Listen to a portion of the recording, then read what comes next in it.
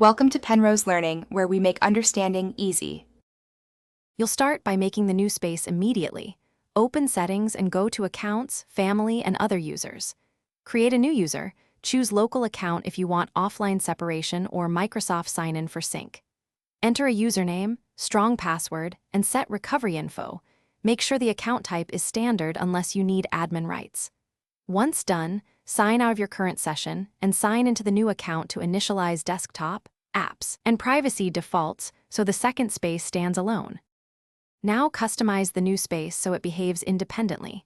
Change privacy settings, disable shared telemetry, and set app permissions to control access. Install apps only for this account or run portable versions to keep programs isolated.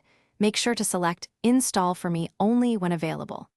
Configure OneDrive with a different folder or avoid cloud sync to maintain separation.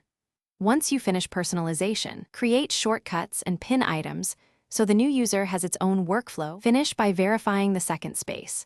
Switch users or lock the screen with Win+L and sign into the new account to confirm settings, apps, and files are distinct. Check storage. Run disk cleanup and ensure user folders aren't overlapping. Move large files to separate drives if needed. If you encounter login issues, use the built-in admin to reset the password or boot into safe mode to fix corrupted profiles. One key tip: keep one admin account for recovery and system fixes. Thanks for watching. If this was helpful, leave a like and consider subscribing. See you next time.